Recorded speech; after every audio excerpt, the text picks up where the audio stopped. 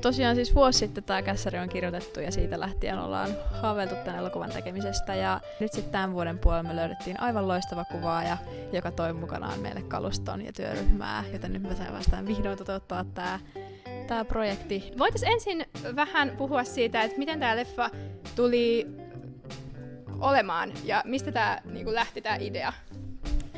Tämä leffa kertoo siis yksilön vastuusta yhteiskunnassa ja vähän semmoisesta niinku ympäristöpaineesta, että koska meillä kaikilla on vähän sellaista, että no sit pitäisi nyt tehdä kaiken maailman asioita, jotta tämä maailma olisi parempi paikka, mutta onko se vastuu oikeasti meillä? Sitten kun samalla nuorena ihmisenä pitäisi tienata rahaa, pitäisi selviä hengissä ja jotenkin kaikki muu sen lisäksi ja sitten vielä tällainen maailma. Jenna, samaistutko tähän ympäristöahdistusteemaan? No siis todellakin samaistun, että silloin kun Nella rupesi puhua tästä, niin mä olin vaan, että joo, että mä oon mukana, koska Helia. No siis just kaikki toi kierrättäminen ja kaikki just lihansyöminen, oikeastaan siis kaikki eläinoikeusasiat ja just semmoinen supersoppa, kaikki vaan hyökkäsi silleen kerralla, kun mä muutin omilleen silloin 18-vuotiaana. Ja tuli just semmoinen päähenkilönkin kaltainen psykoosi sitten siihen, että... Tää leffan tyyli on aika tämmönen kaoottinen, surrealistinen. Mistä tää tyyli on tullut? Kaikki mitä elokuvassa tapahtuu on täysin päähenkilön mielen sisällä, että tuodaan se kaikki eloon ulkomaailmaan. Sitten tässä elokuvassa on lammas, mistä mä oon aika innoissani. Meillä tulee olemaan oikea lammas, ei mikään statistikoira. Niin. Lammas toimii tässä elokuvassa siis metaforana sanonnalle, että seuraa lampaana perässä. Meidän maailma kuitenkin, me ollaan tietyllä tavalla tämän yhteiskunnan ja maailman vankeja, että miten me edes pystyttäisiin olemaan jotenkin täysin irrallaan siitä, millaisessa yhteiskunnassa me eletään. Mä olen Nella Hulkko, mä olen ohjaaja ja käsikirjoittaja.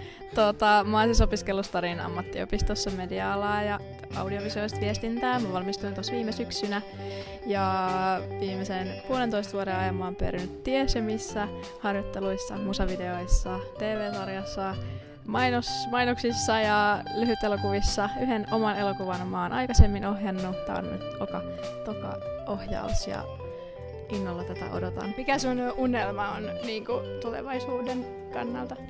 Haluaisin olla apulaisohjaaja ja sitten tehdä jotain omia tämmöisiä ohjaamisprojekteja sivussa. Mä haluaisin kertoa oikeasti merkityksellisiä tarinoita ja jättää jäljen tähän maailmaan. Mä oon Anna Helberi ja mä oon yksi tuottajista tässä leffassa.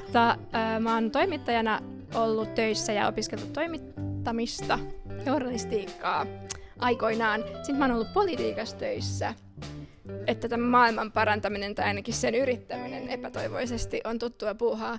Ja sitten sen jälkeen mä hurahdin elokuvajuttuihin ja Koreaan ja menin Koreaan opiskelemaan elokuvaohjausta. Mä olen Jenna Palenius, mä olen toinen tuottajista.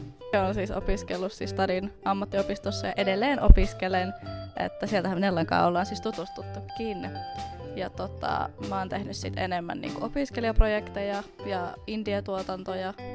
Tehnyt aika paljon kaikenlaista eri rooleissa ja tässä mä oon jotenkin maagisesti tuottajana. Voitaisiin kertoa vähän silleen, nythän tosiaan meidän tavoite on, että me saatais budjettia kasaan, että me pystytään tekemään tää leffa ja ollaan siis tekemässä sitä, mutta toivotaan, että siihen saadaan myös rahaa. Niin jos sinä, joka katsot tätä videoa, oot sellaisessa asemassa, että sä pystyisit auttamaan meitä tässä, jos nämä teemat resonoi, jos tuntuu, että tämän tyyppinen leffa ja tämmöinen mielenmaisema jotenkin on semmoinen, mistä sä haluaisit nähdä enemmän, niin jos haluat nähdä söpön lampaan screenillä, niin please lahjota, se olisi ihan mahtavaa. Jos katsot tätä videoa nyt ja oot silleen, ei hitto, mulla on 0 euroa tilillä, mä haluaisin niin tukea näitä tyyppejä, mutta en pysty, niin sitten sä voit ainakin mennä seuraamaan meitä IG:seen ja TikTokiin ja laita jakoon, tykkää ja kirjoita kivoja kommentteja meille niin, että meille tulee iloinen mieli.